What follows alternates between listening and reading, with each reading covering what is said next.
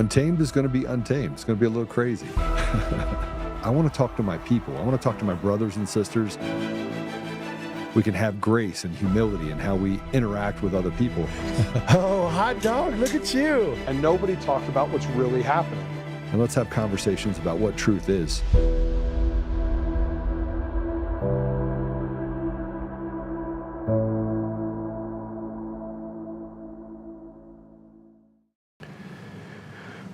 Welcome back. It's Friday. Hey, I'll say it now. Sorry, I was not here for the last couple days. I had a lot to do, so I was a little bit busy. But it's good to see you guys on a Friday. We got a ton of stuff to talk to you about. Tina, I'm just kind of walk through it really quick. Tina was put in the hole. So Tina was actually put in the hole for speaking up about one of the teachers in the continued education classes that they have to take in order to get good time and things like that, was basically creating problems and talking badly about Tina to the other inmates, probably because Jared Polis or Jenna Griswold or one of the other radical leftists had something to do with that. In other words, hey, we want you to go in there and we want you to create problems for Tina because we want her to have a miserable life. Now, I put it up last night on some socials, and I had a couple people that came over and said, they basically said, "Oh, too bad, she deserves to suffer." And so I'm going to put up information about one of those people I was able to track all the way back, and I want to see, and we'll do this on Monday. I want to see how that person's going to react when they get 1,000 phone calls to their place of employment for that. So they said a bunch of nasty things about Tina, hoping that she died and things like that. So, it's really unfortunate about the radical left is that this is who they are. They will show you by their fruits. This is definitely who they are. One of the issues that I have a problem with, and I talked a little bit about it, is the idea of all the election fraud and things that we're dealing with now. But I'm gonna start by putting this up if we can. Let's put up the first one. This is an update on Tina Peters. And then we're gonna bring our guest in here. I'll tell you who he is in a minute. Tina has been moved to solitary confinement today after filing a grievance with the warden about a teacher in the prison, making statements to numerous other inmates about her. Some of those inmates informed Tina that the teacher was speaking openly about the fact that Tina is never going to leave prison and that the state will never let her out. Tina asked the teacher about their statements about her while passing them in the hall of the facility. This results in the teacher and inmates antagonizing Tina and ganging up on her verbally. Inmates openly supported the teacher and their statements and berated Tina for not telling the media to stay silent on her conditions and details of her case. At the suggestion of other inmates, Tina filed a grievance against the teacher this morning. Tina was then brought to medical for a physical evaluation consisting of a strip search, a meeting with mental health, followed by the manager of mental health in the facility, and then made to wait for several hours.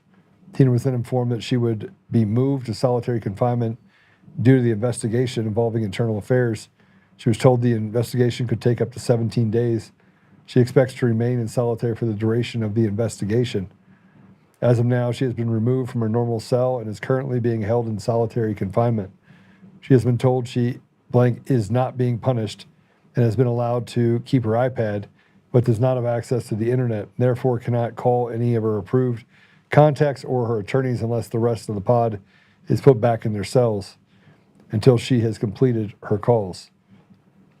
She is in a windowless cell, again, with no contact, and will be allowed out of her cell 1 to 2 hours per day. This is a difficult day for Tina, as you can imagine, especially considering that this on the eve of her mother's 97th birthday. Please keep Tina Peters in your prayers and pray that an honest investigation is performed on the misconduct of the individuals involved in the inappropriate and willful targeting of a political prisoner. Pray that she gets to see her 97-year-old mother again soon. If you can support Tina, she needs your help. Please share her website, tinapeters.us, and encourage everyone you know to donate to support her living expenses and legal bills so that she can stay afloat and win so that she can never happen to any other American. God bless you, and thank you for your prayers and support of America.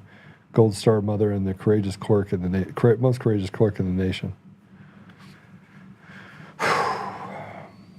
The hard part about reading that is that we find ourselves in a place where this could be every American. They did it to J6 prisoners, and so the radical left are really kind of ratcheting up what they did on the federal level. They now don't have the mechanisms there, so they just moved it to the state level, where they have captured different states. I don't want to tell you what I want to do, but I think that the people that are responsible for this sedition, for the treason against our nation, for the stealing of the voice of people and treating you like a slave, what they've done to Tina, I think it's treason. I think it's sedition. And it is punishable by death if found guilty. I think President Trump should stop this charade. We should stop having conversations about whether or not it is or is not a coup against the American people. It's really hard to ignore what we're actually dealing with when our education system is subjected to this, our financial systems are subject to this, the medical profession is subjected to this. We're going to come back to the rest. Our guest has a heart out. We're only going to have him for about 50 minutes. So let's talk about our friend that's going to be joining us. It's J. Michael Waller. He's a senior analyst for the Center for Security Policies and author of Big Intel. It's a best-selling book. I have a hard time with the CIA because I think the CIA is just such a corrupt apparatus. And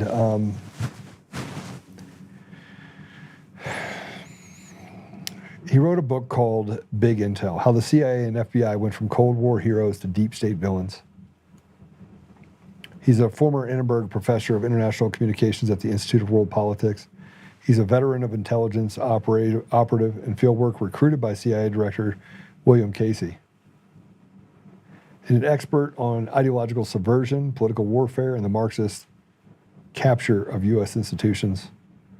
He has American lineage that dates back before we were even a nation, in the 1600s. So I'm going to just welcome Mike to the show. Mike, welcome to the show. Hey, Joe. How are you? Doing great. Happy to be with you. Hey, glad to have you with me. I'm going to ask a question that's completely off book. How do you trust an organization like the CIA when they've subverted the sovereignty of so many nations around the world? Well, you don't trust it in the first place. Even President Eisenhower couldn't trust it. Yeah. Even Truman couldn't trust it, and he created it. In terms of subverting other countries around the world, I really don't have a problem with it because its job is to defend our sovereignty. And in defending our sovereignty, we have to mess around with other countries where either they mean us harm or third powers are using them to mean us harm. Well, I mean, that's a good point. But, I mean, couldn't you just argue the fact that we're creating a whole new generation of terrorists by destabilizing nations and killing millions of people, either by proxy or by direct action of those countries? Well, you don't need to use violence. You can use politics. For example, the CIA saved Italy from going communist in the 1948 elections. That was a big deal. No one was hurt. It was just a question of moving money around to political parties because the only political party that was unified after World War II was the Italian Communist Party. So that was a great move. And we did this in a whole lot of countries around the world to prevent Soviet and communist takeovers. So there are a lot of great operations that were done that really didn't get the credit they were due, or they were bashed by the Marxists because they succeeded.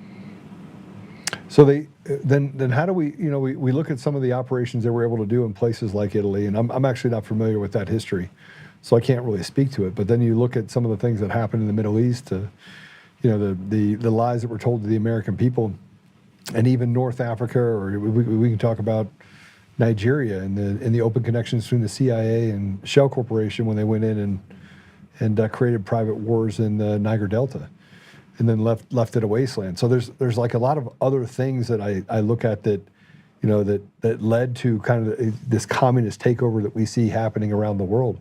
It's almost as if we pushed pause and may have done things in 1948, even up through the 1950s. But what I look at right now, what I see right now is, I mean, it's hard to ignore that this is like the a communist takeover that is engulfing. It's like a nuclear mushroom. Well, that's part of the reason I wrote Big Intel, was because you had enemy attempts, enemy campaigns to capture our institutions right when they were created, the CIA being one of them, or the OSS before it during World War II. It was full of Stalinist agents and Stalinist spies, and their job was, they took it as their job, as not so much to wage World War II to defeat the Nazis, as opposed to wage World War II to ensure Soviet domination after the Nazi defeat. So when you had people like that inside our system, and you had, the right-hand man to OSS Director Bill Donovan during World War II was working for the Soviets. The whole sellout of the nationalists in China was partly because you had CIA and State Department people working on the Soviet side. So when you don't protect your institutions at home, you're ensuring that our enemies are going to take them over.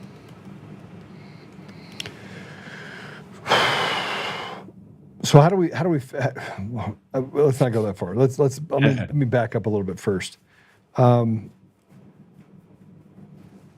If you look at the intelligence community as a separate pieces or separate apparatuses, because you have the ODNI, you got DHS, you have the FBI, you have CIA, you have subsections of the CIA, so they have other organizations underneath the CIA that would be considered the intelligence apparatus, that are then tied to organizations like USAID that, is a cover or a front versus intelligence operations in certain areas. There's obviously other parts of the defense sector or even the agricultural sector that have their own intelligence units.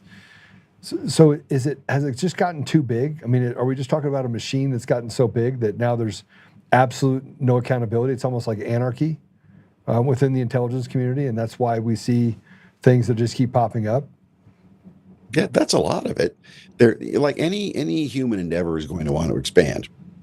Any bureaucracy is going to want to expand. And then when people leave the bureaucracy, they're going to want to go into a business which contracts that bureaucracy to keep them going and to, profit from their lifetime of experience. So it's natural that we should be expecting these things. The problem is there's been no oversight. Congress has been asleep at the switch for half a century. In the whole CIA's history, there was only one serious set of oversight investigations, and that ended 49 years ago. Well, the scary part about that is that there hasn't been any CIA agents that have been arrested for treason or treasonous activity, I don't think, since the 1970s, right? 1980s, excuse me. So you have a lot of different operations that are happening out there. And do you think the president, or do you think that let's say Congress, do you think anyone has control over these organisms, these bureaucracies?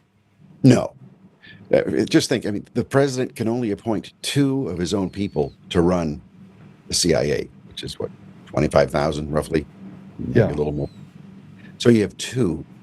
That means the bureaucracy is running itself.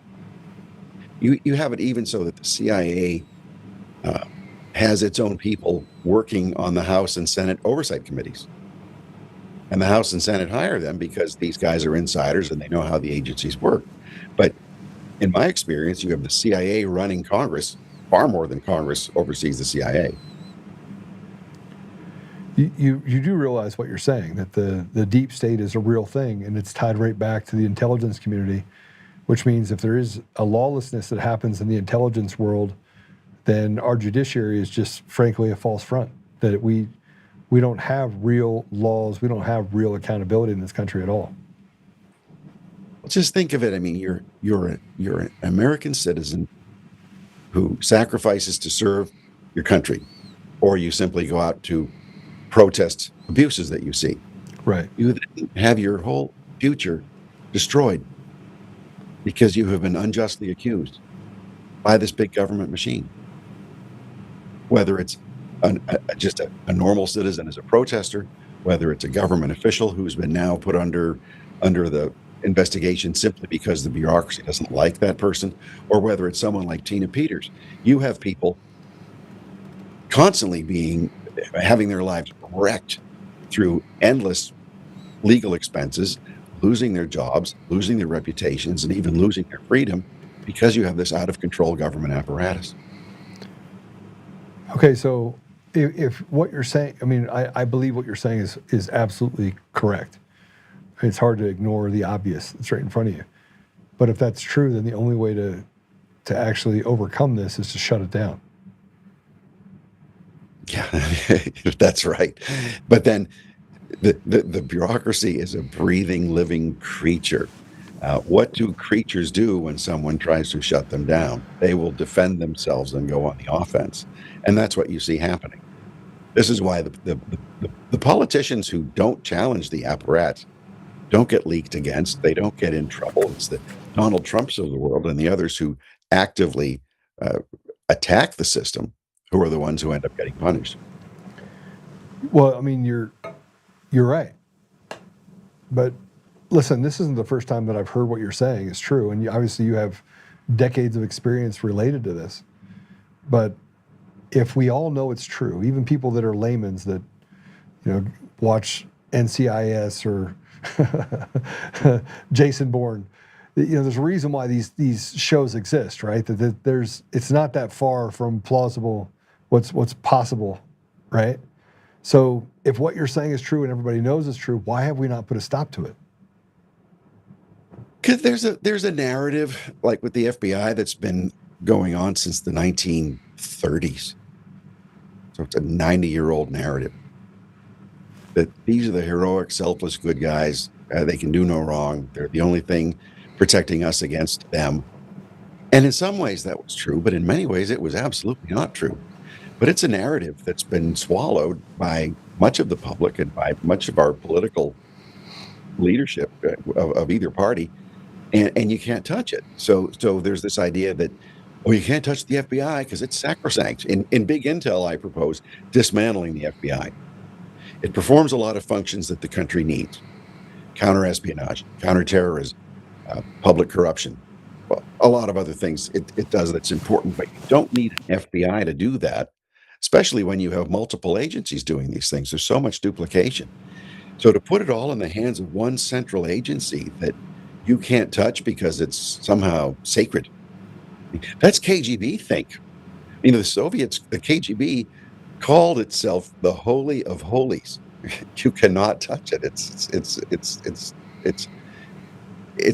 as precious as a shrine or even more. The FBI has adopted that mentality that you can't touch the FBI because we're a sacred institution. All right. So, Mike, if we're talking about the tools that can be used to subvert the will of the people or to steal the voice of the people, you would start with elections, would you not?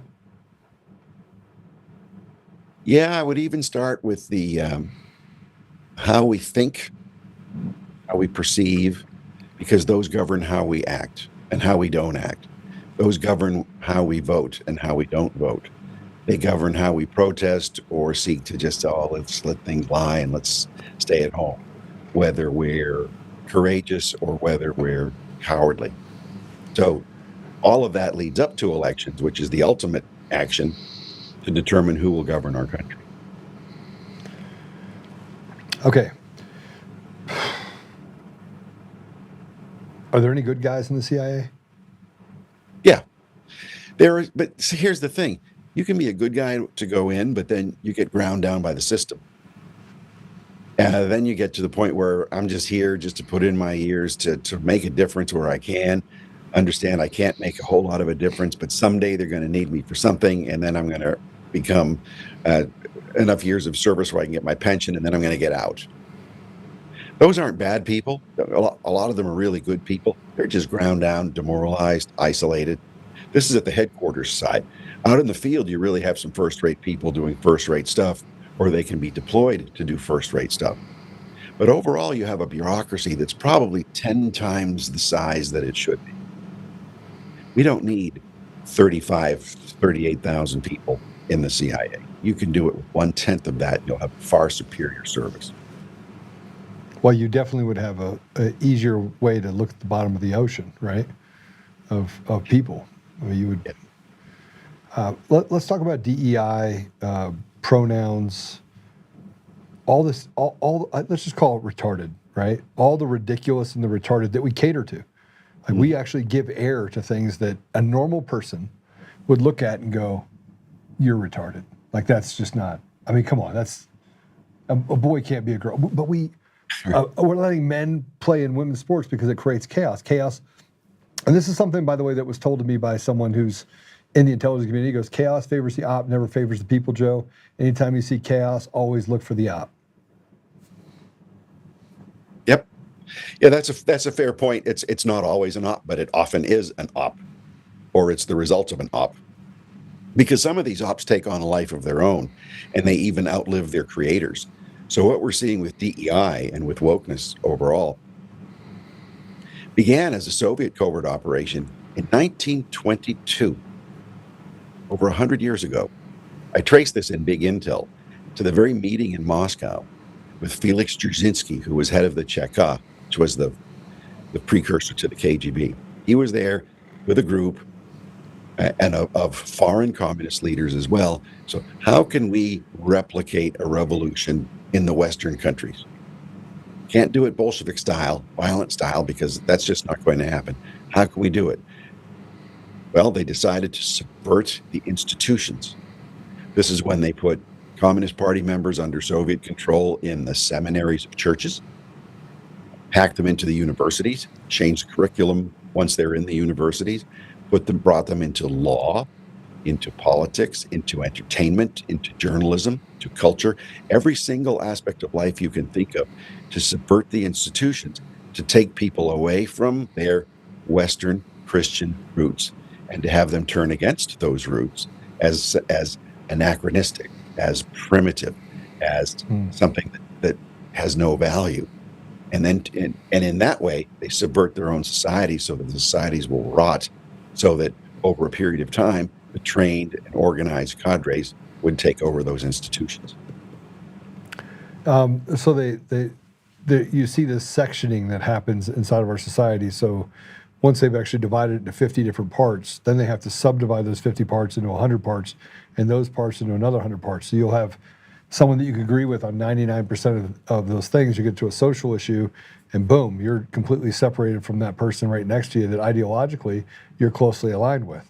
So if you've done this more and more and more, it basically weakens your ability to stand up against a greater enemy, which is in this case communism and or socialism, or socialism wrapped in bacon that tries to not look like communism. Exactly. And it's not even communism of the old type of Karl Marx being the economist. So it's not the economic side of communism, it's the social and cultural side, where they're always looking for an oppressor, whether it's the capitalist oppressor or the Christian oppressor or the American founding principles oppressor or the white male oppressor. They have to be oppressor versus the oppressed.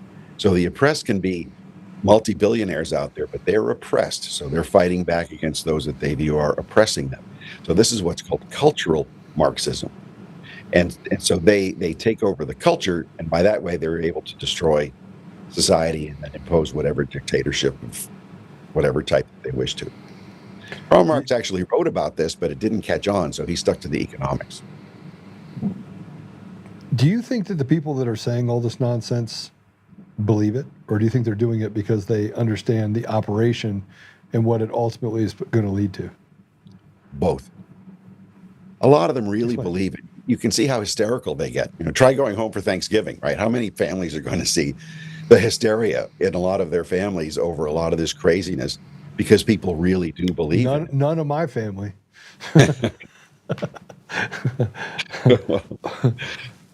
Well, good. But I mean, it's a lot of families can't say it. A lot of great families can't say it, especially if they have kids and grandkids who go to universities and they're just getting fed this all the time, and they're stuck on all this other popular culture. And then it's usually the mothers or some other figure in the family who will stand by them, or at least try to be nice to them, or at least tell everybody, please be quiet because so-and-so thinks he's a she. So they really do believe it. But on the other hand, a lot of the militants who get so militant about shutting people up have to shut you up because they really don't believe it. and they know that you don't believe it, and they're afraid you're going to persuade them and others that they are actually wrong. And then you have others who think, I just want to get ahead in this world, and this is the way to get ahead. Okay, so let me ask you about. So you worked in the intelligence community. Tell me from your perspective. Did you get to learn to read microaggressions, micro expressions in people? Did you ever get to that place? Well, no, I didn't. I did that on my own. I was only I worked as a CIA asset, so I was never a CIA officer or an employee. Never went to the farm. I was recruited when I was in college for CIA Director Casey, who was President Reagan's CIA director. And what Casey was doing was he was setting up a whole private intelligence network of younger people, idealistic people, who really didn't know what they were doing. It's just their heart was in the right place. Just the way his old boss, Wild Bill Donovan, set up the OSS during World War II. So I was one of those guys. And it was all privately funded. And 30 years later, I found that we were funded right out of Bill Casey's pocket. But I got to interact with a lot of the people that you're talking about, people who'd been in the system, a lot of the old guard who really knew how to do these things. But on the outside, I got to learn some of the things you were starting to ask about. Yeah, so did you work directly with Bill Casey, or was it just in cursory during that time frame? I met him once in church. He gave me my cryptonym in church. Well, the reason was, I was told in advance, go to St. Matthew's Cathedral, 5 o'clock vigil mass on Saturday, stay in the left rear part of the church and don't move until someone approaches you. And sure enough, under the law, Congress cannot compel anybody to testify about what went on in church. So he would go to mass every day and he would meet people in church. And that's how I got my cryptonym from him. Okay, well, it's good that you got to meet him. He seemed to be one of the good guys. Do you count him among the good guys in the CIA? Oh, absolutely, absolutely. I mean, he was recruited. He left he developed a tax shelter to escape New Deal taxes. He was a lawyer, and he quit that to join the OSS, the Navy, and then OSS during World War II. And he's the one who had the crazy idea: let's parachute guys behind Nazi lines, recruit anti-Nazi Germans, and then pave the way for the D-Day invaders to come up and make the march all the way to Berlin. He was one of those crazy guys who people would have said, this is you're out of your mind. A lot of people did, but they went ahead and did it anyway, and he was right. And he fought against a lot of the subversion with the Iran-Contra affair in the 80s. And I'll tell you how much I know about that. I have a couple dogs. And two of my dogs are named Ollie and Reagan. Ollie is named after Oliver North, and Reagan is named after Reagan. So I'm an idealist when it comes to some of the things that they were able to do and stop some of the subversions. And I know people say a lot of bad things about Oliver North and those guys, but I believe, frankly, that what they did prolonged our sovereignty, or at least any threats that we had to the sovereignty of our own nation by doing that. So absolutely. And I was active in the Contra side of that back then. So I was working down in Central America with the Contras, spent years on and off with them from 83 to the early 90s when they were disbanded. And they made all the difference from whether or not our southern border went under Soviet control or not. I mean, can you imagine, had our southern border been taken over by the Soviets 40 years ago, how bad the situation would be in our country today? Yeah, I mean, there's so many, and this is where I say that we haven't figured out who our enemy is, and we certainly haven't figured out how to treat our friends, right? So as a result of that, we run a very bipolar foreign policy and domestic policy, and I saw this up close and personal. I spent 6.5 years in the Middle East and Africa. I learned Arabic going back and forth, and I had no business being there, Mike. I had no business being there. It's like you being in college. I went in there, solved the problem. All of a sudden, I became the fixer. I became the guy like, hey, just ask Joe to do it. And we didn't have Grok back then. so I was figuring shit out on my own. But because of this, I was able to see crazy things, like crazy stuff that happened. I had a conversation, one of the only conversations I had with someone who was a CIA agent who had to tell me he was a CIA agent, because I looked over at him and I was like, nobody normal talks the way you do. CIA, or who do you work for? And because of how I said it, he goes, yes.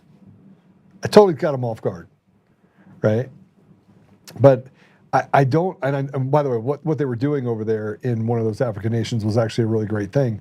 And so I get torn, which is why I asked you, are there any good guys left in there? Because it's like having, the only way to kill evil is to get rid of it. The only way to get rid of it is either replace it with good, like drain all the blood and give you new blood, or kill it. So do we have enough good assets inside the CIA that we can do anything, or do we have to kill it? Ugh. We certainly have to cut off the dead branches and cut out the cancerous parts, of which there's a lot. It's 25,000, brother. I mean, yeah, I mean, and really a lot of them, they don't do much work that a secret intelligence service should be doing. Just think of what every bureaucracy has, just the human resources people, for example. Yeah. A lot of the accounting is ridiculous. A lot of the work is just make work to justify a job and to justify a program, which might or might not even have presidential approval or have anything in the national interest. But a lot of the intelligence that's collected, you can get in the open media. Most of the intelligence we collect secretly, I mean, apart from the satellite and the technical stuff, but most of the human intelligence we collect, it's not because we have a lot of agents in the clandestine service. We do have some fine ones in the clandestine service. We rely on the Pakistanis or the you name whatever, the Mexicans, any other security service of another country to act as liaisons to provide us with their intelligence. But they're only going to supply us with information that suits their own interests. So we end up being hostage to that.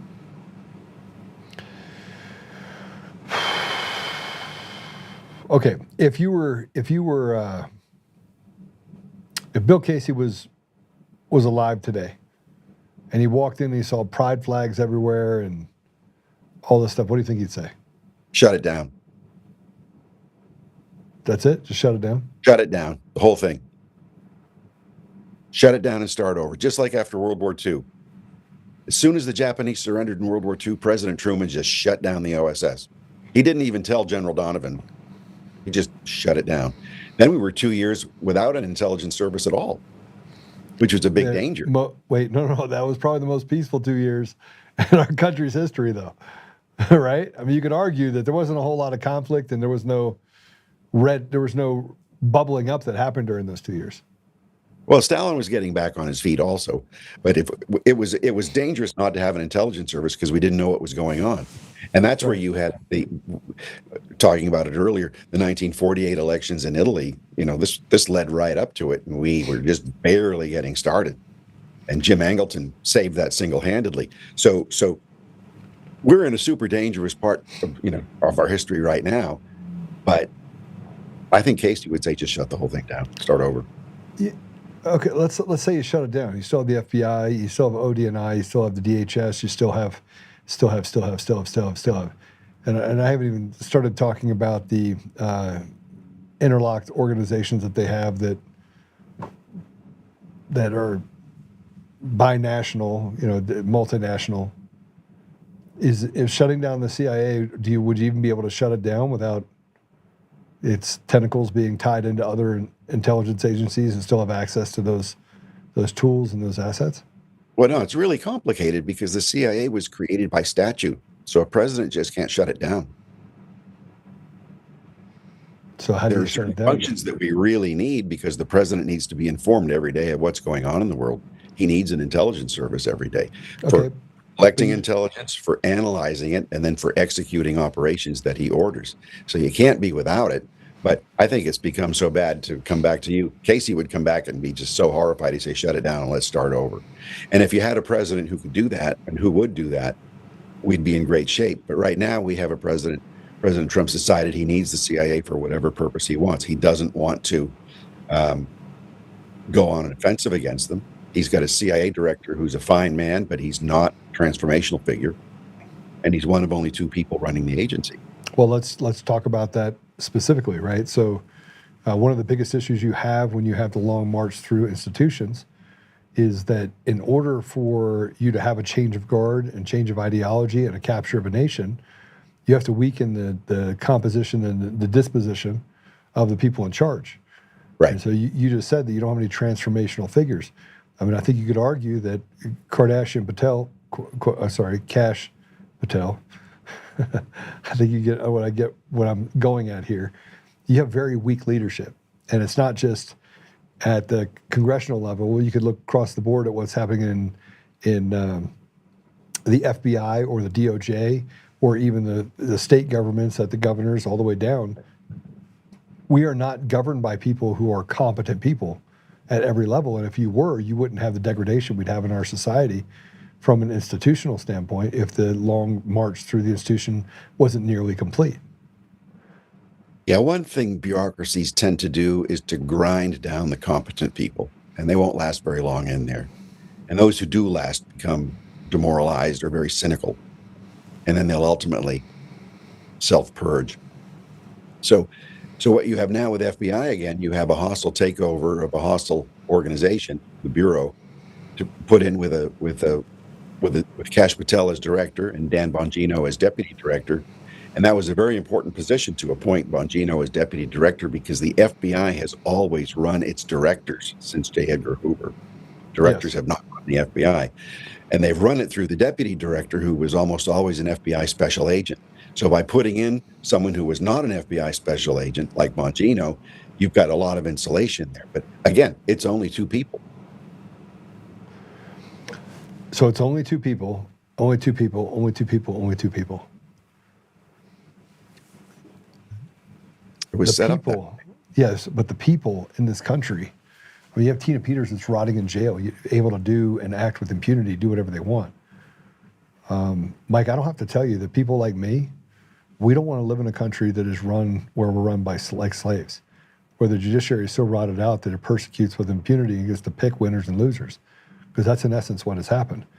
And you have fraudulent elections on one side, and then you have, big pharma. And I mean, I can walk down the list of things that are allowed to do what they want, whether they're talking about the financial institutions and holding you hostage with interest rates and controlling the influx of, the winners and losers financially. Or we talk about big pharma and some of the things they've been able to do tied to autism and comorbidities and some of the diseases that we've had to deal with over the last 30 years. I mean, we're under attack. The people are under attack. And you take out the representation part, we have this huge vacuum. It's just a matter of time till that fills up with a chasm of people who are incredibly angry. So how do we stop that from happening? How do we stop the kettle from blowing while recognizing that these people have to go? And they're not going to leave peacefully. I mean, there's not going to be a peaceful resolution where terrible people, rotted out people decide I'm going to just hang it up. No, you need a strong leader who just doesn't care. And this is where Donald Trump has a huge amount of promise, because he can be a wrecking ball. So when I voted for him before, I was hoping for a wrecking ball. I didn't get one. Instead, I got status quo, where the deep state types were still running everything, and they were running against him. Yeah. Now he's come in and he's decided to put a team together and to do something about it. A lot of the team, they're great people. Some of them, not so much, but they're his appointees. So I'm not going to be trying to undermine them when they're trying to do at least something right. But the way the system is set up, it's huge bureaucracies with just a small amount of political control. Now, the small amount of political control was designed originally, so we're told anyway, so that these bureaucracies could not be politicized. But when, as you were saying, you have these marches through the institutions where you have the new hires coming in. Think of it right now. The new hires coming in were brand new employees when Barack Obama was elected. They're the ones now running the upper management of these organizations. And through DEI, you have these incompetent, highly politically charged lunatics literally running these bureaucracies because they were artificially promoted. They were selected by political radicals from the top under Obama, under Trump 45, because he didn't get rid of them, and under Biden.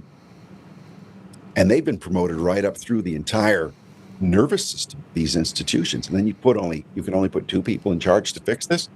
So in one way, it's unreasonable for us to be demanding too much of the small teams that are doing this work. On the other hand, those teams need public pressure all the time to keep them focused, because these guys are working 16 hours a day, sometimes more, and they have to delegate to somebody, and the people they have to delegate to are the careerists who are inside. So you're saying there's a chance.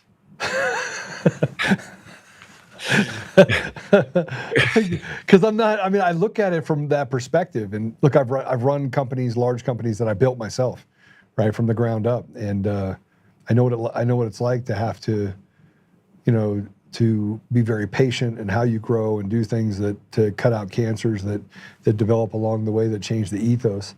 And right now we're in the ethos stage where our ethos is rotted to the core, like the whole culture, the whole ethics of what we do as a country. And they rotted out the rest of the world first so that it would say that you're crazy if you try to fix it, right? And so then you have people that believe this stuff. And then I think to myself, I actually might think to myself, Joe, are you the crazy one? Like, maybe you're crazy. We all wonder about that sometimes, and that's what they want us to think. Because you're so out of the mainstream, is there something wrong with you? Well, I'm just asking questions that people don't want to answer. I mean, when you think of it, you've had this bipartisan consensus since the end of World War II. Yeah. The United States is a global power, and we have to be because of the Soviet Union and Soviet expansionism. It made sense. It was logical at the time. We had to fight the expansion of Soviet communism over natural resources, over sea lines of communication, trade routes, military bases, that whole thing, entire populations. That was important for us to do. But the whole time we also had traitors on the inside of the system who were working for the Soviets, who were communist agents, who were communist sympathizers, who were not, agents are under control. Sympathizers just go along because they want to do it and get along, but it really amounts to the same thing. And when they're populating our foreign service and they're populating our military officer corps, just because they wear uniforms doesn't mean they're patriots. Even because they served in combat doesn't make them patriots necessarily. No, we're seeing that now. I mean, you have Kelly out of Arizona. Yeah, an astronaut, so served in the military, and I mean, he's the guy literally called for. I mean, I don't even know how you square it. He called for sedition by the U.S. military against the president, sitting president. Yeah, and he's still subject to UCMJ. Somebody like him ought to be busted and brought back before a military tribunal and tried in a military court for violating UCMJ, because if he's still liable to that, then he's breaking military law and he's subject to military discipline. We're not using those tools very often at all, and we should be. Okay, so let's do this. I want to play this video for a reason. So in that time that I spent over in the Middle East and Africa, I read every book on how to read people. I got really good at it. I got good at being able to measure the expressions of every individual. Now, the reason why I did it when I was over there is because I wanted to know if people were going to try and cut my head off. I wanted to be able to test on those micro expressions on whether or not they were just placating me or if they really believed what they were saying, right? And I mean, I became really good. And I also became really good at telling people, I mean, as clear as day, like, you're full of shit. This is one of the women that, the congresswoman who called for President Trump, for the military not to listen to President Trump. So this is Senator Alyssa Slotkin. I'm Senator Alyssa Slotkin, senator from Michigan, former CIA officer. Earlier today, President Trump threatened myself and a number of other service and veteran lawmakers with arrest, trial, and death because he didn't agree with a video we put out this week. This really isn't about those of us who made the video. This is about who we are as Americans and how we're going to engage with people who we disagree with. I would hope that people of all backgrounds, Democrat, Republican, Independent, would agree that threatening death for people you disagree with is beyond the pale of who we are as Americans. I love this country. It has given me everything, everything. And I refuse to believe that this is the new normal. I refuse to believe that we're going to use fear and intimidation against people we disagree with, and I'm not going to be forced away from speaking up on behalf of my country. I swore an oath to the Constitution many times, most recently less than a year ago as a senator. To the Constitution, not to any one man, not to any one president. And I abide by that oath.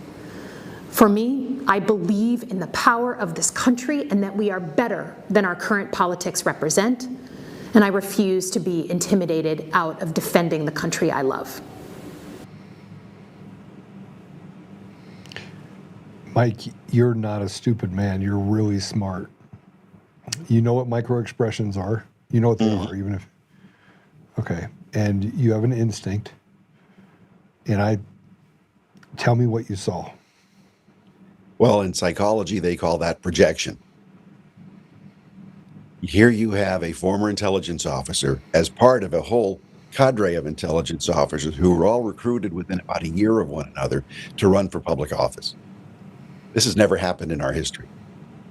So you've got woke spooks running for public office, wrapping themselves in the flag and the Constitution, and saying how many times they've sworn loyalty and all this other stuff. And then them with their assassination culture denouncing President Trump for whatever comment that he made. It was just a disagreement, though, Mike. That's what she said. It was just a disagreement. That we just disagree with each other. Yeah, and he wants to murder us because we disagree. Why can't he just be civil like we are? But they're not civil. So when she said she loves this country, there's a lot of things going on in that. I had to slow it down and watch it over and over again. I put it inside my computer, watched it back. She smiles, but then she also has this disgusted look on her face, as in, I don't really support the Constitution. These are the micro expressions I think that are really important. Yeah. And this is my problem, is that our country is being run by demons that are getting their information from someone, right? Somebody is pulling these strings. Someone. The Wizard of Oz was a real movie that talks about the real part of our society, which is there's people behind a curtain. Does President Trump arrest her and the other 5 people? Does he have them charged in a military court? Does he charge them with sedition? Can he rip the Band-Aid off and do what's right? That video, for anyone that has a psychology degree, I know because I called a friend, I was like, watch this.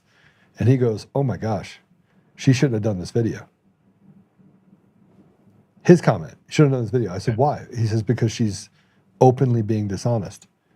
And it basically is a calling card. Yeah. Well, you can see where they smile when they're trying to identify. They've got sort of a trust me kind of expression. She keeps her head down a little bit in the video and then looks up out of the top of her eyes. That means she's being deceptive. Yeah. And then she's got that little bitter expression when she talks about how patriotic she is and how dare anybody question her. Yeah. And yeah, and then you go through the whole rest of the video. There's another congresswoman in the video, Maggie Goodlander, Democrat of New Hampshire. She was just elected a year ago. She's Jake Sullivan's wife. So Biden's national security advisor's wife, who's now a member of Congress. Now, think of the power around Jake Sullivan and the forces around Jake Sullivan being manifested now through his wife as a member of Congress. There's only one way to look at it, and it's a cartel. Like, we are dealing in an active cartel that is designed to steal. All right, I'm going to say something, and you tell me what you blink twice if you can't answer. It's almost as if they're operating a shadow government inside of our government right now, and that what we see is not actually operating, and that this country right now is in an active place where it's just one more turn of the trigger before we lose everything. Yeah, well, you can see the shadow government. It's not an unreasonable thing to call it, because that's really what it is. This is, if you swear to uphold the Constitution, then you swear to recognize the executive authority of the president. So anybody who's working in the executive branch as a CIA officer or a military officer must, by virtue of swearing to the Constitution, do what the president says as long as it's legal. Doesn't matter if you like it or not. You have to do it as long as it's legal. And what she's saying is, I don't like it. And others in that video are pushing even further, saying that, we have to act against him. And then beyond that, we have to have the intelligence community, quote, protect our country against the elected president. And then the other extension that we've already seen before, you have to have military officers defy the constitutional authority of the president. So they are arguing to burn the country in order to save it.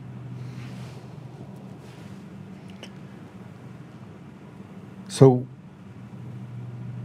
how does a normal person fight against it? How does a normal... What's that? We all have a role to play because a lot of these are elected officials, like these members of Congress. They're spooks. They're the governor of Virginia now, the new governor-elect of Virginia. She's another one of these spooks. And remember when she was challenged by her Republican lieutenant governor about the attorney general, Democrat, who was fantasizing about murdering his political opponent and then murdering the guy's children in front of the mother. And he won. He won. He didn't win, though. No. Elections everywhere. But she won. Yeah, correct. Yeah. But the governor candidate won, and she would not even answer the question, and she would just be silent, and she made all kinds of faces. Here she is, a CIA person who will not denounce political murder if it's in her own party. And you have this assassination culture that's taking place everywhere. You have, Chuck Schumer threatening Supreme Court justices because they issued a ruling that he didn't like. How about Charlie Kirk? Killed Charlie Kirk. Charlie Kirk. Because he was slowing and Schumer and Obama and everybody else were, poor Charlie Kirk. Let's tone down our differences now and make sure this doesn't happen again. They don't mean it. No, they could have just in that video that you just showed. So then how do we, as we look at that, and we just put a bow on it, because I know you have a hard out in 5 minutes, and I got a couple more questions, and I want you to be able to talk more about your book, which, by the way, I just ordered on Audible, so I just asked her to put it on Audible. I assume it's on Audible, right? It is. Okay, so I just asked Lynn to put it on Audible so I could have it next. I haven't read this much in a fury. I have to thank Tommy, because I haven't read this much or been this engaged in reading this much I usually read a book a week. I'm up to like 2 or 3 books. Like, I'm staying up all night reading books. And you guys are scaring the hell out of me, so I'm looking forward to reading your book. What do we do, Mike? Like, I'm building a fraternity. Is that going to be enough? Do we have to have tens of thousands of people? Do we have to push over the institutions on a state-by-state level? What are we talking about here? You've got to return a lot of power back to the states. You have to return the power back to the states. And if the federal government doesn't do it, the states have to take it. You see some of them, like Texas, already starting, designating the Muslim Brotherhood as a terrorist group. That's a state initiative that the president has not done, even though he said it in his last term that he was going to do it. Had he declared the Muslim Brotherhood terrorism in his first term, we wouldn't have all these jihadists taking political power in New York and elsewhere this term, because so many of them are Muslim Brotherhood. So there's all this foot dragging that's going on. So the states have to take more authority back. That's one thing. Second, we can't be left with an FBI legacy. It has to be dismantled. It has to be split apart. It has to be reduced in size, with a lot of that power sent back to the states. And really, the most important things that the FBI is supposed to do, like fighting spies, counterintelligence, fighting public corruption, those are the most crooked parts of the FBI. So those things have to be pulled out of the Bureau completely, and we need new standalone public corruption agency and a counter-spy agency that has nothing to do with the former FBI and its mentality. And the same with the CIA. Chop it down, have one separate analytical service that collects intelligence and analyzes it, and another really tiny, really elite covert ops service. You don't need this giant bureaucracy. Yeah. All right, so tell us what we expect from your book. Yeah, go ahead. Sorry. Go ahead. Yeah, Big Intel is designed to show, how did wokeness take over our intelligence community? How did it become politicized? So it goes back, takes a counterintelligence perspective, and traces back this chain of custody, going all the way back to 1922, before we even had an intelligence service. Going back to when J. Edgar Hoover was a young man, one of the first things he did during World War I was round up communists and anarchists and send them back to Russia. Imagine had he succeeded in that. No wonder he was so vilified early on. The ACLU was founded to stop him from doing that. So it goes back to that history and shows how we became the way we have today as a country, and how the FBI and the CIA became the way they did, and then what we can do about it. No question. Mike, I think we're going to war. I think that we're already in a war right now. It's warm, but I think that there are a lot of people that have had enough of it's like the one thing that breaks the camel's back. I almost feel like we're in a civil war now. I would love to hand back power to the states, except for states like Colorado, California, Oregon, Washington. I think you know where I'm going, because they've been captured. And then when you have technology, you have the ability to make it look like you're the bigger voice. But if you go on the street and talk to people and have conversations, the laws of big numbers show you that most people don't support what the state is actually doing, which means that nobody's voting these people into office. They're actually being selected using systems of fraud in order to do it. Yeah. But I think states should be allowed to collapse under their own weight. Sometimes if there's a natural disaster or something, everybody needs to pitch in to help them out. But on places like California, Oregon, elsewhere, let them collapse under their own weight. I don't care. Just don't let them flood into my state. What's your state? New Hampshire. Oh, it's getting better. I mean, you have some actually decent leaders, but yeah, you have others that are not so state. It's a solid Second Amendment state. It's just a weird state for politics. And Maggie Goodlander is my member of Congress. Oh boy, the one who's in that video. Yeah. Well, this is the part where I think that if we don't rip the Band-Aid off. You said this before, President Trump has an opportunity just not to give a shit, right? To really just get to it, gut it. Yep. But he's got to, I mean, that takes a special type of understanding that, in order to clean out the root canal, you got to clean it out. You got to, I mean, you got to be fully committed. And what I see are half measures. And the problem with half measures is that half measures never lead to the success of an operation, ever. It never has in the history of the world. Yeah, it has to be just torn right off. And the man knows how to do it. He might surprise us. He might say, I needed the FBI to do these jobs, and now I'm going to just bust it apart and put something together for the next generation. I wouldn't be surprised at all if he did it. Joe, it's been good to see you. Good to see you, brother. Thanks for joining me. Thank you. Again. All right, take care. Bye. Man, great conversation. I got to tell you, I think he understands more about where we are collectively related to the intelligence community, the apparatus. He said it's never before happened that all these guys come in and they run for office, they're part of the CIA, which leads you to believe that if we start looking at the USAID and the CIA and its influence in the USAID, which, by the way, I wasn't the smartest guy in the room back in 2008, 2009, 2010, when I was overseas, but I was like, oh my gosh, USAID, it's all run by the intelligence community. And I was a relatively young guy back then. And so I remember getting on this BBC show, and it was with Jeffrey Sachs, going against him on that show. Jeffrey Sachs that now is the expert, intelligence expert. He was the expert on financial and economic stability in Africa and how you could eliminate poverty. And they had this thing called the Millennium Project. And that was just a front for the CIA, which you trace Jeffrey Sachs back to Columbia University. And Tucker Carlson interviewed Jeffrey Sachs. And I went and watched the interview 2 or 3 times because I was like, this is eerie. This reminds me of the videos that I would watch about Jeffrey Sachs, which, by the way, have been stripped from the internet, about his involvement in solving supply chain issues for food and, the milk distribution modeling and everything else for how did they create success for Africa. And it was just a bunch of bullshit. But the same thing was happening when Jeffrey Sachs was talking about our foreign policy, what was happening in Ukraine.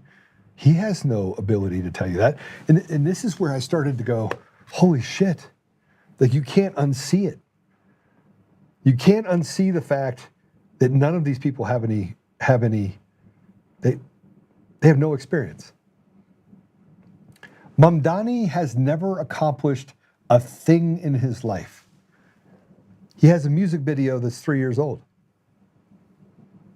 Go check it out. Go check it out.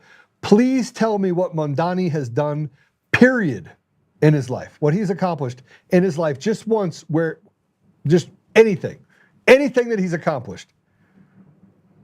I'm going to say the same thing about Alexis Kardashian Patel. What has she accomplished in her life? Anything. Show me anything. You know, I was looking at some of the stuff that I've accomplished over the last 30 years, besides a catastrophic business failure, which I did. I had one of those. Oh man, it was catastrophic. It was awesome. Best thing that ever happened to me. I learned a lot from it. I learned what not to do and what to do, and how to make sure that I never bet on double green zeros ever again in my life. And I always have a plan. So no matter what, make sure you're on the right path. You always have to have a plan. You always have to have a hatch where you can pop up, take out the enemy. But the other day I was looking at I was looking at Bitcoin and stocks, and more specifically DJT, Trump's media conglomerate, and Truth Social. So I walked through Truth Social and I looked at what they're doing. And they're all trying to chase the same thing. It's nothing special. I mean, it's so diluted out there when you talk about Public Square and DJT, and I think it's called Pew Pew or whatever, Grab a Gun. And I look at everything that we do on our side, and it is what I call tech light. I mean, Elon Musk is not a conservative. He's a libertarian. He supported President Trump because he looked at the left and said, you guys are nuts. Because they weren't really left, they were just bad people. And if you look at all the other things that are out there, like what I call the Cool Kids Club, they had to capture media first, which means they had to have the involvement of the intelligence community. The FBI and the CIA have created more billionaires in this world, and probably 99% of them are created by the intelligence community.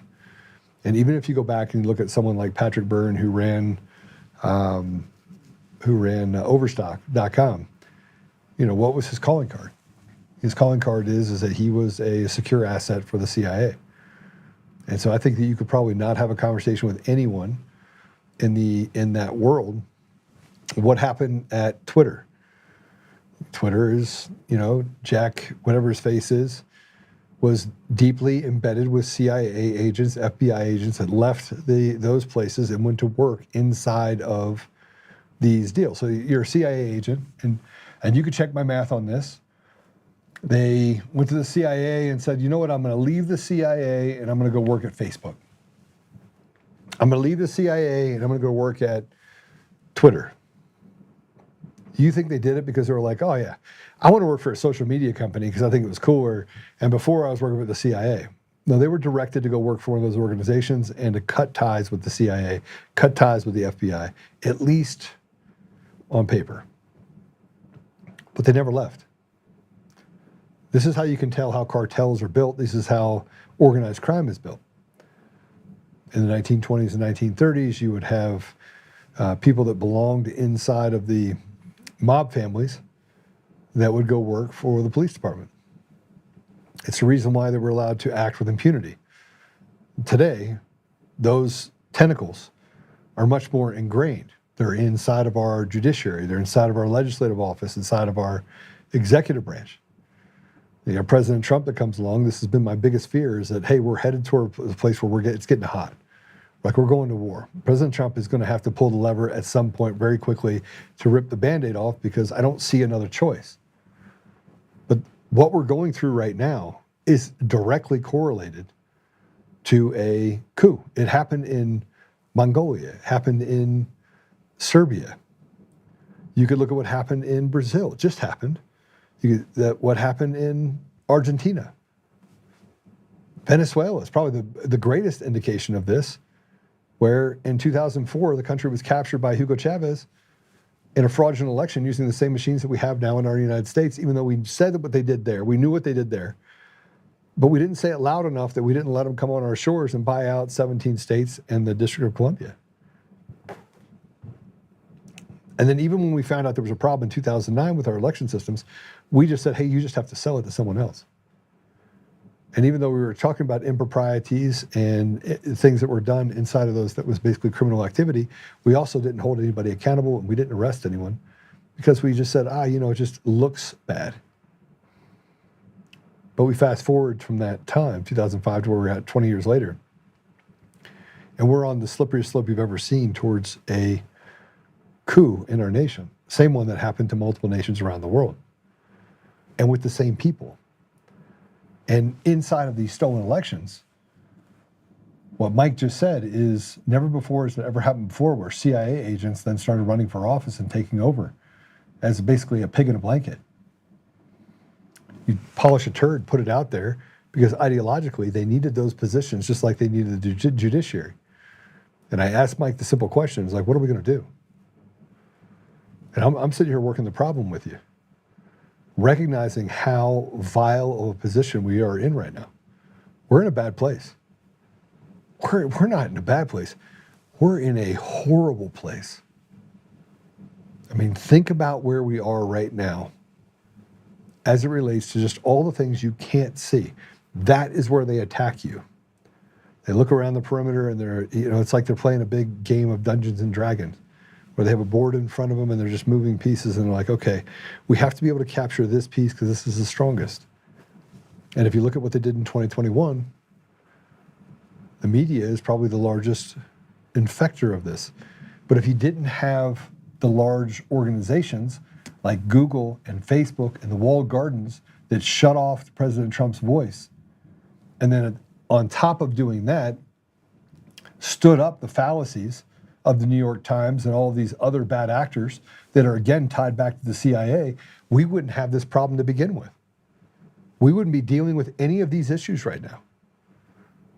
And I'm not sure that any of you understand just how severe the problem is. And some of you do. But I asked Mike how we could solve it. We can't. We can't solve it because it's so pervasive. Who's the CIA agent? This is where I get to the fact that everyone that we're talking about have never accomplished a thing in their entire effing life. They've never accomplished anything. What have they accomplished? One of the reasons why I don't go through and talk about education and all that stuff is because I don't value it. I'll take classes and I'll do things and I'll go to different schools and I'm always invested or looking at how do I find out more? How do I gain more knowledge? How do I learn about how tech stacks work? How do I learn about how to develop and use math in order to build systems? But I look at things that come out of like Columbia and all these universities. Even look at what happens when you come out of the Cal Berkeley. Some of the strangest, most corrupt, evil people in the world have come out of Cal Berkeley. I mean, it's like a deviant's playground.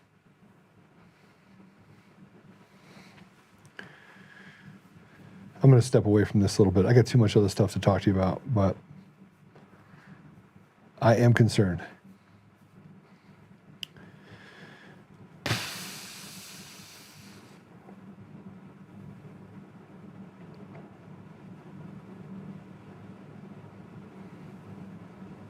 I'm going to play this. I'm going to go back to Tina Peters for a minute. And then I'm going to go back to the fact that President Trump needs to charge people with sedition. He needs to sign the Insurrection Act. He'll have me and millions of other Americans. I'm going to play this about Tina because my next question is going to be really simple. What are you willing to do to protect your fellow American? Are you willing to gather at the steps of Polis's office, are you willing to give up anything other than 2 minutes of time to put out a Facebook post? Are you willing to rattle the fence of Jared Polis' actual home? Are you willing to make sure that that man has no peace if he doesn't free Tina Peters? Can I even ask that question? And everybody goes, wow, Joe, you're calling for violence. I'm not. And you know what? Crazy people show up and they act violently. I'm not responsible for their behavior any more than I'm responsible for the behavior of anyone else that does something wrong. But the fact that this man is able to eat and stuff his fat gay face with whatever he wants to stuff it with, while Tina Peters rots in jail, and then you have people that write stuff that they wrote, when all she did was uncover the fraud that exists in this country. It is not just fraud, it is absolute proof. I don't want to hear anybody's bullshit about the 4 reports. I'm yet to have one expert, one, even that Haldeman piece of shit, come forward and try to explain what was found. Oh, it's just a glitch. But then you had the whistleblowers that came forward and said, the system is designed to glitch. I want you to hear this. This is Brian Kennedy talking about Tina Peters. President Trump needs to go in there. He needs to send in whoever he has to send in and get Tina Peters out of jail. You don't get to do what they did to Tina Peters. And this is what I mean by we're at war. And I don't want to become the very thing that I'm fighting against, but I'll be damned if I'm going to sit back and watch it happen. Play it. I'm calling on President Trump, and I did that in an X-post last night on Getter, not because she's 70, not because she's a Gold Star mom, and not because she's likely to die in prison, but because Tina Peters is a witness to the 2020 theft of an election. The president, as chief magistrate, could send the marshals into the Colorado prison. There are federal custodial witness protection programs that you could put Tina Peters under that would supersede Colorado law. You could take her to Washington, D.C. You could put her up in, this would be what I would do anyway, put her up in Blair House for a few weeks while she recovers. Then I would depose somebody or put someone from the Justice Department or the Assistant Secretary over at DHS, Dave Harvilitz, and I would use her as a witness as we're investigating the 2020 election. She is a witness to that. It looks to me and to many others like there was foreign interference in that 2020 election. There are national security implications to that and to any future elections. And so the perfectly sensible thing to do would be to use the power of the law such that the president has today as chief magistrate and get her out of that solitary confinement. Not to free her, don't supersede Colorado law in that sense, put her to work. She knows things. She fought for those things. And use those parts of your government, Mr. President, that want to investigate the 2020 election, which you yourself believe was stolen. Use Tina Peters to help with it. Sorry you had to see the fat face of Steve Bannon. I still think he's a little Epstein prick. And I give nobody that hangs out with pedophiles, calls them friends. You don't get to be a friend of mine if you're a pedophile, ever. You hurt a child, I got no use for you, none. So, and there's a lot of reasons why I don't have any use for him. Goldman Sachs, golden boy. He's just one of us. He's not one of us. I don't dislike Steve Bannon. I think he's the biggest fraudulent piece of shit this side of the planet. That's what I think of Steve Bannon, but I digress. I got plenty I could say about that. Anyway. Here's the problem with what Brian Kennedy said. He did it on War Room. And by the way, I think that our systems are captured. They get to decide who is the arbiter of reality, who gets to speak, who is the ones that get the seat at the table. They get to decide. They build these little influencer groups and they stack them up with people that follow them, and they make it harder for other people to have followers. And when they get followers, then they just shut down their accounts.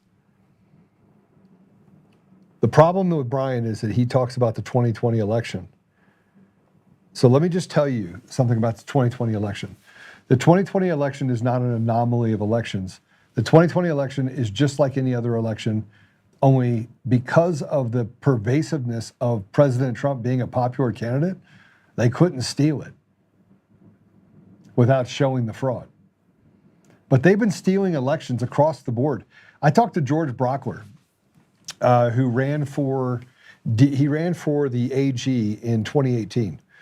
Now, in 2018, in Colorado, by the way, in 2018, I did a bunch of campaign stuff, did a bunch of data for him, sent out a bunch of stuff for him. I was committed to George. I wanted him to win. Super good. He was the DA for District 18 in Colorado. No nonsense when it comes to crime. And yet, I could call him up and talk to him about, someone that I was trying to help that happened to be in District 18, and he would listen, and his people would listen. So, anyway, he was slated. He was up by about 4 points. Now, I did all the data, and I'm like, there's no way that he loses. He's going to win this hands down. He lost by 1.5%. It's impossible. Like it's not even remotely possible in 2018 that George Brockler lost the AG's office. True story. And I could walk down the line and show you that this happened across the board, not just with him, but with other things that we were able to look at with experts and other elections dating all the way back to 2012. And this was the honeypot, and I said to him after 2018, I was like, George, it's impossible that you lost. He's like, yeah, I know. Now, we didn't even think about election fraud. I was like, bro, it's not possible. I went back and looked at my text messages, and I was like, it's impossible that you lost. And my data is not off. I'm telling you, it's not off. And I went back and looked at all the data, and I tried calling him. I was like, look, George, you won in 2018. And he just does not want to hear it. He's like this. And the more and more data comes out, and I keep sending it to him, because he's actually the DA in a different district now, District 23. And I send him texts all the time. I'm like, you need to run for AG again. We're going to get rid of the machines, the mail-in ballots. You need to run. You'll win hands down.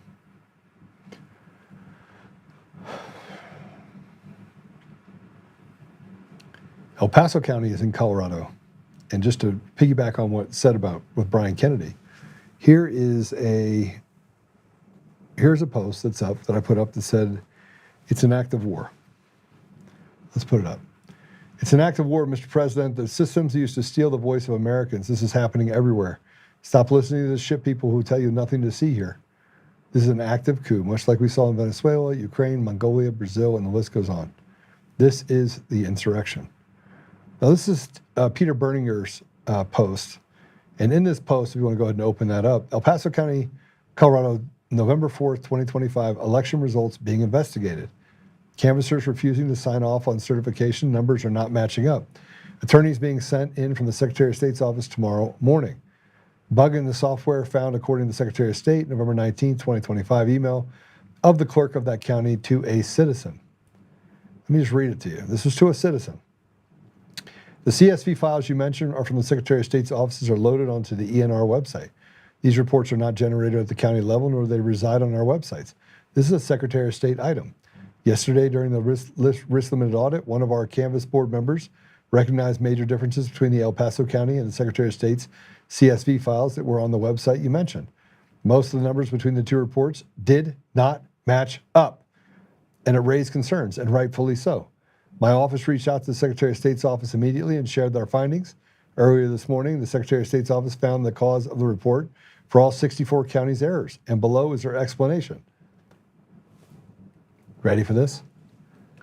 ENR does not report the ballots cast total for individual contests accurately in the downloadable summary report when they are precinct splits. ENR reports the total ballots cast at the whole precincts instead of the precinct split totals. The screenshot below is from the El Paso County results file that was uploaded to ENR. Duplicate rows based on precinct name and split name were removed, and the file filter was applied to show only the precincts that contain the commissioner contest.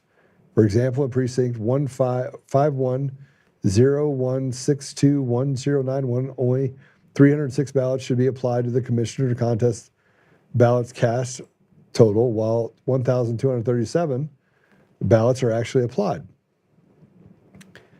Whew. At this time, it is not known if the Secretary, if the SOE software can develop the capability to report these totals accurately at the contest level when there are precinct splits.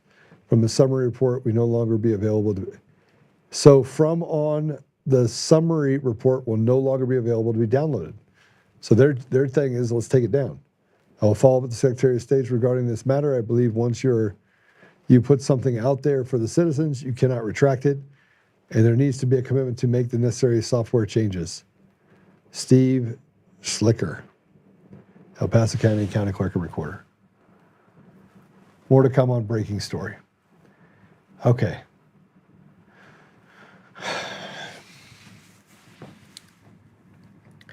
They're not even hiding the fraud. Not even a little bit. And this is my issue, is that we take whatever they say and we say that's the truth. They are the arbiter of reality. You are not allowed to question them, slave. All right, let's move on from it. You saw that video that was put out by Senator Slotkin, the CIA agent. What you didn't see is the video of the Democrats telling the military, signaling to people in the military to disobey direct orders from our commander-in-chief. Play it.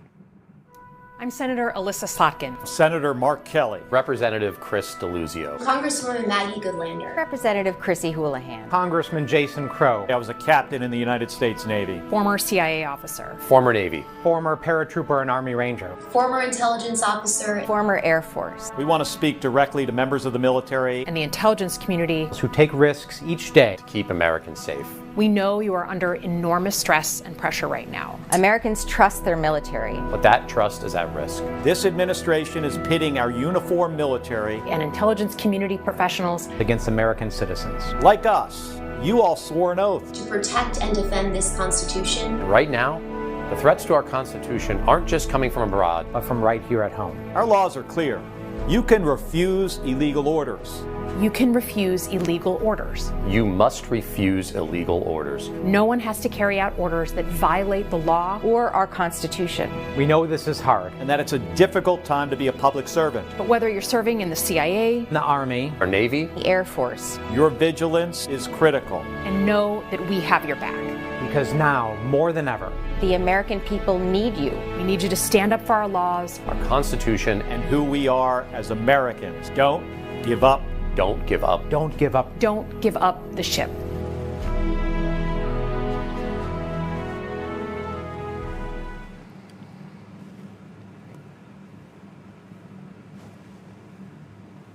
Sedition. Treason.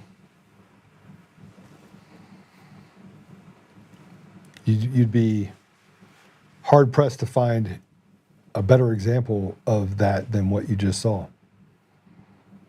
And notice that 2 out of those 6 people that were on there worked for the CIA, worked for intelligence. They now run for office. and this is what President Trump said, by the way. Let's go ahead and put up the truth. This is really bad and dangerous to our country. The words cannot be allowed to stand. Seditious behavior from traitors. Lock them up. It is sedition.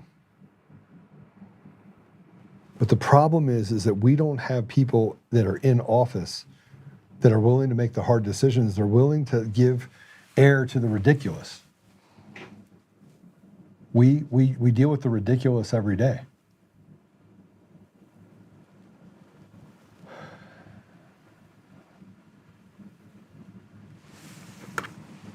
I don't know what to do. I don't know what to do at all. I want to play again Senator Slotkin responding to the post by President Trump saying that you should be arrested, tried, and if found guilty, hung. I want to point out that Charlie Kirk was assassinated. President Trump was nearly assassinated. And we don't need to talk about the assassinations that have happened to average everyday Americans or what they've done to Tina Peters. And we were able to find very clearly that the DOJ was working in concert with the AG's office and that the full weight of the Biden administration with the radical leftists in the state of Colorado was used to crush the 70-year-old Gold Star mom. I want to play you again what Senator Slotkin, the CIA agent, said. Play it. I'm Senator Alyssa Slotkin, senator from Michigan, former CIA officer. Earlier today, President Trump threatened myself and a number of other service and veteran lawmakers with arrest, trial, and death because he didn't agree with a video we put out this week. This really isn't about those of us who made the video. This is about who we are as Americans and how we're going to engage with people who we disagree with. I would hope that people of all backgrounds, Democrat, Republican, Independent, would agree that threatening death for people you disagree with is beyond the pale of who we are as Americans. I love this country. It has given me everything, everything. And I refuse to believe that this is the new normal. I refuse to believe that we're going to use fear and intimidation against people we disagree with. And I'm not going to be forced away from speaking up on behalf of my country. I swore an oath to the Constitution many times, most recently less than a year ago as a senator. To the Constitution, not to any one man, not to any one president. And I abide by that oath. For me, I believe in the power of this country and that we are better than our current politics represent. And I refuse to be intimidated out of defending the country I love.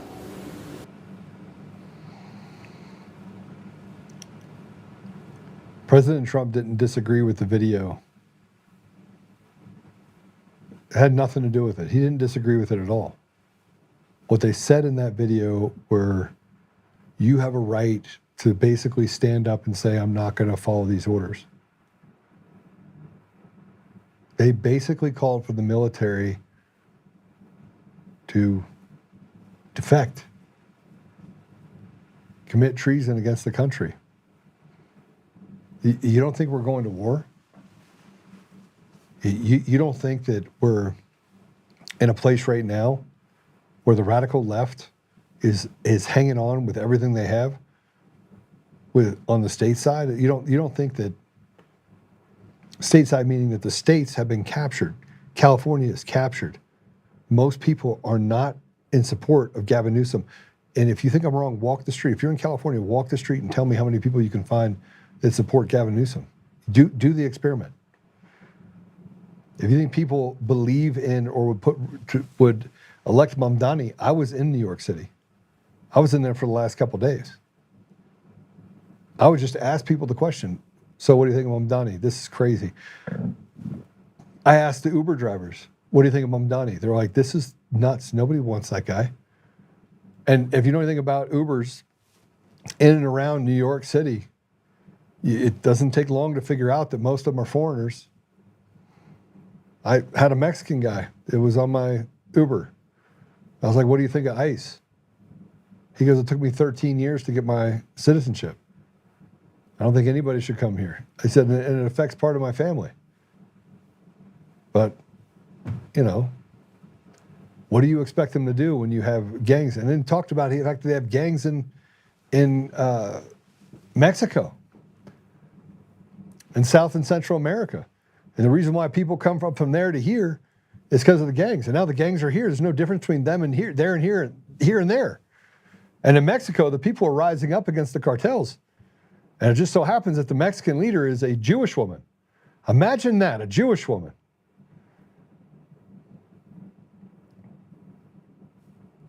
So this is what I had to say about that woman. I said the woman was CIA. She said this is about a disagreement. It's not. It's about treason. They've captured the language because they are demons. This is war, and she should be tried for treason.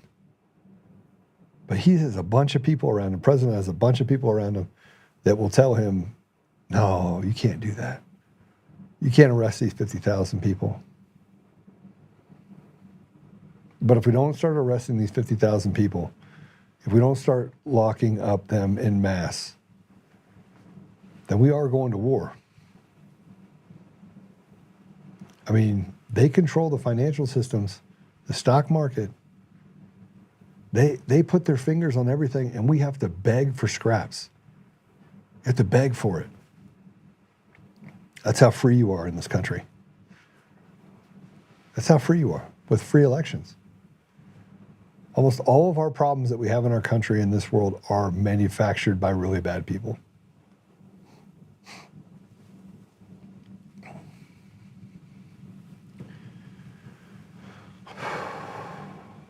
All right. The Somali community has been, I just want to go through a few other things that maybe you didn't know about, just in case you thought that we were, heading in a positive direction. President Trump's been in office for 10 months. I don't expect miracles in 10 months. I expect something. By this time in Biden's administration, over 800 Americans were in a gulag. And judges were slamming them for walking on the grass. And using case law that was found to be unconstitutional, 1512. And remember, the state of Colorado said that President Trump couldn't be on the ballot because he had committed sedition. They said that he had created an uprising, a insurrection. So the Supreme Court of Colorado ruled that President Trump could not be on the ballot. It was overturned 9-0. How are we not in a war, Mr. President? How in the world do you look at where we are and say to yourself, look, I had to go back and watch. I had to go back and watch The Apprentice. And I looked at a bunch of videos and I wanted to see, okay, how did President Trump handle this? And I look at what's happening right now, and I know for a fact that President Trump is being more measured because he does not want, he is held captive by a media apparatus that basically just makes it up as he goes along. So if he fires certain people that are ineffective in that position, it will turn into a bloodbath. And then you'll have to explain it, no, he made a bad decision. But there's so much in the political world that is run by politics of the thirst for power and money, and that they lie and cheat on both sides. And then you find out when they get in the position that they don't have any courage, Kardashian Patel. But let me tell you what's happening in Minnesota, in the Somali community. The largest funder of Al-Shabaab is a Minnesota taxpayer. This is unbelievable. Let me read some of this to you really quick. This is, I don't even know, I actually don't know what to think about this. Minnesota is drowning in fraud. Billions of taxpayer dollars have been stolen during the administration of Tim Walz alone. Democratic state officials overseeing one of the most generous welfare regimes in the country are asleep at the switch. No, they're not. This is all purposefully being done. You act like this is like, well, surprise, and all somebody did. You have this many scandals. You have this many scandals because it's designed to be this scandalous. And let me go through this real quick. The media, duty-bound to progressive pieties, refuse to connect the dots. In many cases, fraud has allegedly been perpetrated by members of Minnesota's sizable Somali community. Federal counterterrorism sources affirm that millions of dollars of stolen funds have been sent back to Somalia, where they ultimately landed in the hands of the terror group Al-Shabaab. One confidential source put it, the largest funder of Al-Shabaab is the Minnesota taxpayer. Imagine if all your money went back to Somalia. Well, it does. Our investigation shows what happens when a tribal mindset meets a bleeding heart bureaucracy, when imported clan royalties collide with a political class too timid to offend. All right, take it down.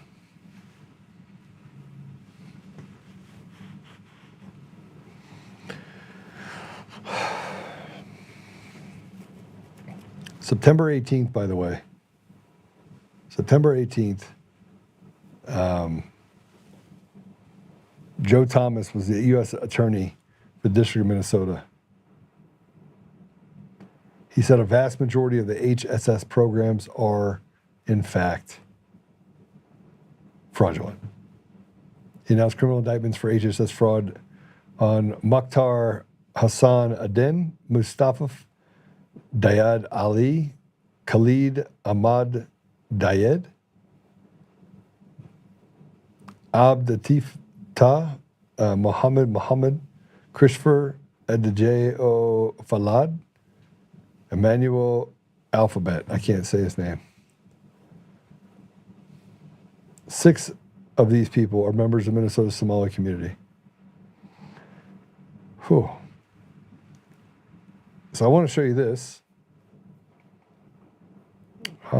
This is a video of Somali community leader talking about jihad. Play it. كان أقابل دونه وحن سوى عشرين صومالي World قلبت. jihad will Now, only be Somaliland, but will also be. what do we want? محاربنا. What we want now is in this jihad. We want unity. When? Now. Not tomorrow. Oh, President of Somalia, do you see us? Are you watching us? We will fund the jihad. Don't worry about the money. My last important message, because I have some scholars behind me. My brother Sheikh Ibrahim Bashir started was. This president I know will be hard for him. President of Somalia must call for your jihad. I will need jihad. Follow along.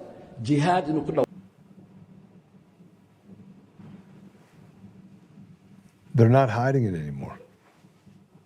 I mean, it's as clear as day. It's right in front of us.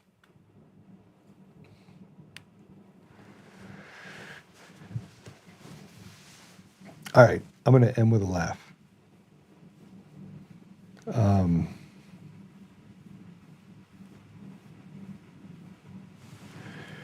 It's pretty heavy right now because I want to just get back to business. I think all of you do, right? 2020 basically stole a bunch of your joy because now you can see it. You can see all the things that are happening right now. It's hard to ignore. Let me see, send me something.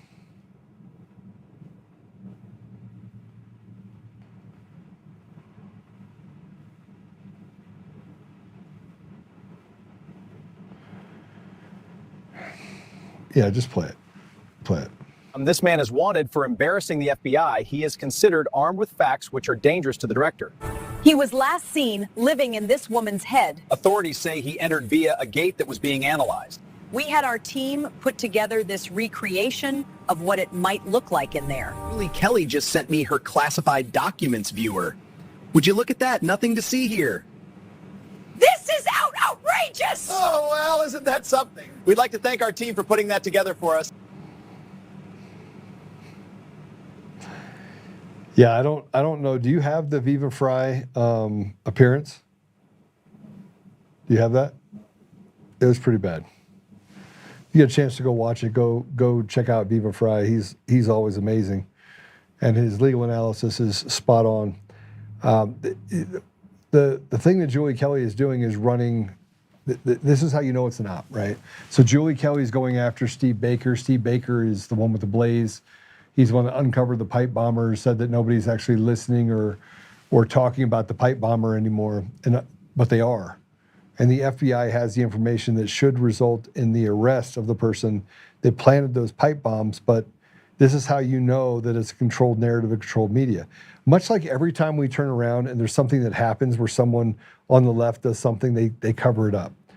And we want to talk about Denver. I could make a list of it. And yeah, we sit here and we just have to take it. We just have to take it. I think we're done taking it. Are you done taking it? I'm done taking it. I'm done. And we know for a fact because they charged Enrique for sedition. And they charged Joe Biggs with sedition. And because they did all of this stuff, they were trying to dismantle people that would get together and do something.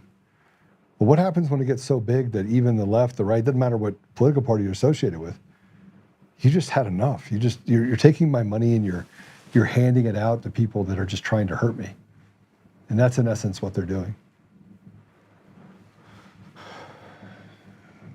Let me look at some of the notes here, or some of the comments. The purpose of the militia is to defend against foreign invaders and marauding tribes. It's our inalienable right to defend our homes and citizens against the incursion. Frey on here. What? Frey on here. Yeah, go check it out. Viva Frey. Do we have a link to Viva Frey? I don't know. Do we have a link we can put in there? Put up his channel. All right. Here's what we pray for. We pray for the fact that you guys have a great weekend. I'm going to tell you what I'm going to do tonight. You ready? You guys going to make fun of me? Let's see if we can put it up. I haven't, since I was 12 years old, gone to a wrestling event. You know what I'm talking about?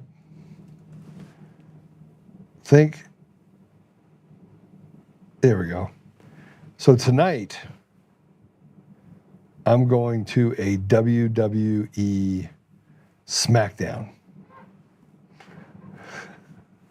I was invited. I go, I gotta go. I haven't been since I was 12 years old. So in honor of, to honor Hulk Hogan, who passed away, I'm gonna go and watch the event tonight. So it's, let me tell you what they're doing tonight. They have a SmackDown for a women's war game match, which is unbelievable. It looks fun. And don't judge me, because I'm taking my nephews and my nieces there, and we're gonna go watch wrestling. Oh, haven't heard, Joe. Did you get an elk? Okay, let me tell you about my elk trip. I'll do that really quick too. Oh, Susan, you have a good weekend as well. Okay, no, I did not see an elk. Now, there was a few times I saw a mountain goat, so I almost shot it and said that it identified as an elk. Then I saw a bunch of deer that tried to run in front of the car and commit suicide when I went down to have some dinner, and they almost identified as an elk. It got so desperate that I saw a rabbit. I was going to shoot the rabbit because they're not protected, put some antlers on it, take a picture of it. And then we were in the middle of the road, and I saw this raccoon that's in the middle of the road. I was going to take a picture of it. I went through all of this stuff, took pictures of all this stuff, and I was like, look, I just got to shoot something. And then, so I didn't get to do that. And then I was told I couldn't shoot anything. So, yeah. Anyway, no elk. Jake Lang insinuated Viva is feminine. I don't want to talk about Jake Lang. Jackalope. Yeah, we'll do that. Any questions you have other than that? That one that really hurt me on my elk hunt? None? Hey, you going to go tonight, Patrick? You want to go see some wrestling? Yeah, I'll be the only one there. Jake is on a stunt tour. Yeah, Jake's tour sounds like, yeah, it was a great trip, though. I had a great trip. It's pretty awesome. It was awesome. But Jake, I saw all the stuff with Jake getting on the stage and saying, with all due respect, get the F out to the mayor of Dearborn. Yeah, Joe, when are you going to start talking about some water? Ooh. Verge, send me an email, if you would, to joe@untamednation.com. Send me an email, I'll explain that. Have you started drinking again? No, I did not start drinking again. Do you want me to start drinking again? I'm not drinking. I'm good. No alcohol for me. Well, every now and then. All right. Show's over. Let's pray. Father God, thank you for the opportunity to be here. Thank you for in the middle of all this, trying to work the problem, try to get through some of the things we have to deal with on a daily basis. Father, I just ask that you, and we are thankful for Mike. We're thankful for the work that Mike did, the book that he wrote. And I'm not discouraged, Father. I don't think anybody's discouraged. I think we have hope. We know that at the end of the day, it is up to you. We're just at that place right now where it's a recognition that things do not look like they're getting better. And we thought for sure a year ago that President Trump was going to come in and just, there's that old saying that when you feel like you have a plan, that just wait a few minutes and you, Father, will change that. But we feel like we're there. We feel like we're a year into this, 10 months into it, and we just haven't seen any progress. We feel like we're being hogtied and deceived. And we can see who's responsible for it. We can see all the people that are running the same operations they were running before, creating chaos and slowing down accountability. So, Father, I just ask that you give us the tools to hold people accountable. And I ask you give us a calmness as we go into it, that we can be sure of the decisions we make. And one of the biggest problems we have, Father, is that we have sticks. And those sticks are the police show up and they arrest us. They don't arrest the evil. We have judges that attack and persecute us. They don't arrest the evil. We have leaders that stand up and defend evil, and they won't defend us. We have a media that lies with impunity and attacks us. We know, Father, that we are up against the wall. And frankly, I think I just would ask you to give us the vision to be able to overcome it and to not be afraid of them attacking us, and that we could build numbers, that we can build our Gideon 300 in every community. Help us, Father, that we may never become the very thing that we're fighting against, but we must recognize when it is time we must stand up for our fellow brothers and sisters. I ask these things in Jesus' name. Amen. Oh, I got to do a couple ads, huh? Just one? Oh, I got to deal one with perplexity? Okay, let's do it. You guys, I got an ad I have to read. Start reading. Looking for smarter ways to browse and enjoy your favorite content without ads?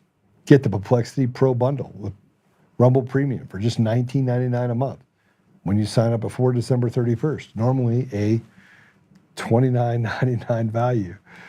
With Rumble Premium, you get an ad-free viewing experience across all your devices and access to exclusive premium content. No interruptions, just the videos and streams you love anytime, anywhere. Plus, Perplexity Pro boosts your productivity with unlimited research, unlimited uploads, exclusive member perks, and access to the latest and most advanced AI models for faster, smarter answers every day. Save over 30% on this powerful bundle. Head to rumble.com/premium before December 31st to sign up and unlock your premium experience. That's awesome. Can we do another one? I don't want to stall for 20 minutes. Hey, you guys have a great weekend. Listen, I do not want to discourage you at all. I want you to think for yourself. I want you to find your tribe, and then I want our tribes to find other tribes. And I want to pull. You know what I want to do? I want to get like the Bundy effect, where he went literally and went to go visit and stopped the government from taking over, the BLM, Bureau of Land Management, taking over people's property. And yeah. Next week, by the way, I will be out of the office. I will be gone. And I hope you guys have a great holiday season for Thanksgiving. And we'll have some holiday specials. We also have a update coming up related to be a series 2 that should maybe come out this weekend. It might be early next week before we get it out. Oh, and DCF podcast is when? When is that? Oh, it's DCF podcast tomorrow's at noon. Oh, you're not going to want to miss tomorrow. It's going to be really good with the Christmas specials. We need some Apollo. Yeah, I'll have Apollo back on here shortly, maybe. It was Chris, enjoy your family. You as well. Have a great weekend. All right, God bless you all. We'll see you soon.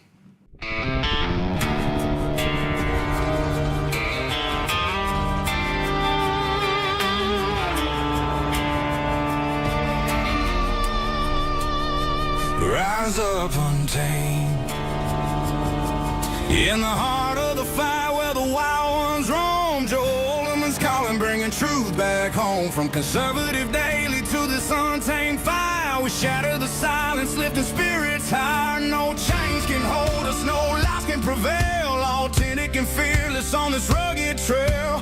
Patriots gather under stars and stripes. Untamed nation, igniting the night. Untamed nation, let the truth roll out in this land of the free. Standing proud from sea to shining sea, we won't back down. Catch the fire, wear the crown. Untamed nation, it's our battle song, motivating hearts where the brave belong. Yeah, untamed and wild, forever strong. Play it again all night long.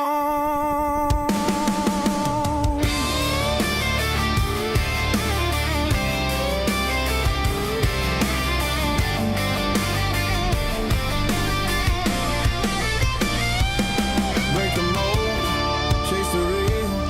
No more games, time to heal.